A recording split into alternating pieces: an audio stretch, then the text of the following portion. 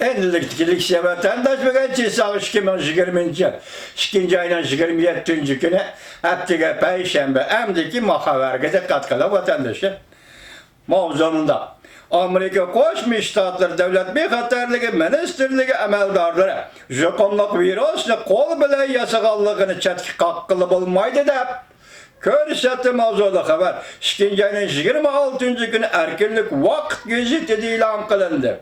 Haber bundan başlar. Wuhan öpki yallığı virüs yer şarkı tarqılışkı başladı. Cungu hükümeti jukonluq virüsünün mənbini izlep tapalmayıvatıdı. Yana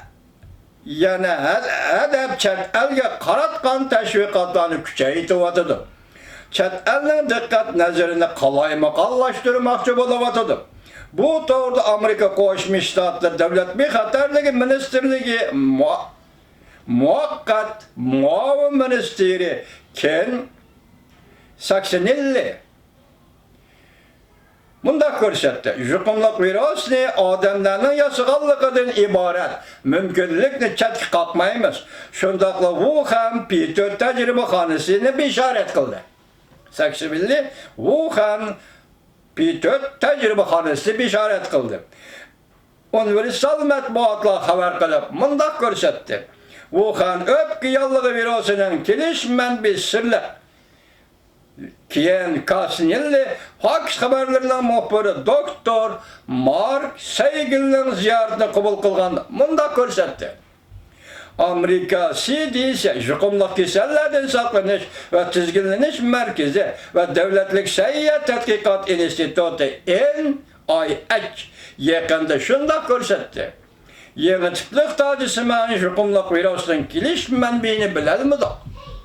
Ken Kansilli bunda körsetti. Wuhan'da P4 tecrübehanesi var. Köpçülük bunun güman kılıdı ve ensireydi.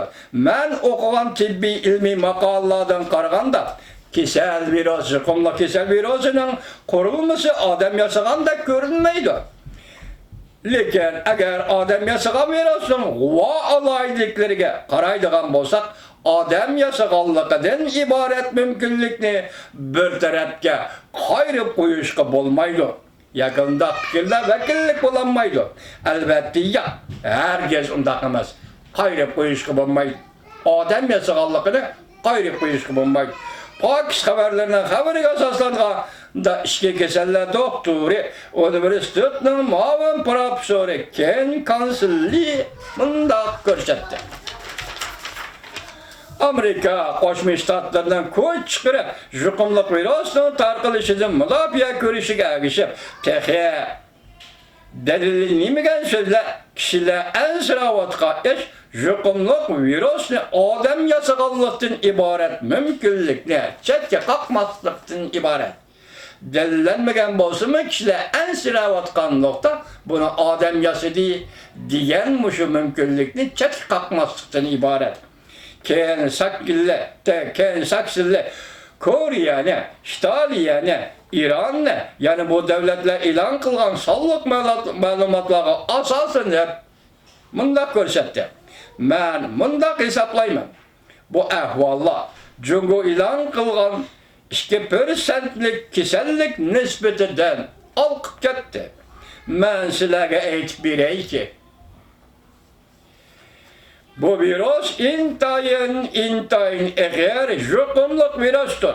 Nurgun kişiler juqturup elip öpki yallığı giriptar bol. Şunlaşqa koşumça balınızda kirip kal. Mine signalim geldi vatandaşlar tatbik kılışına muhakimini keyinge kaldırdık geçiremler.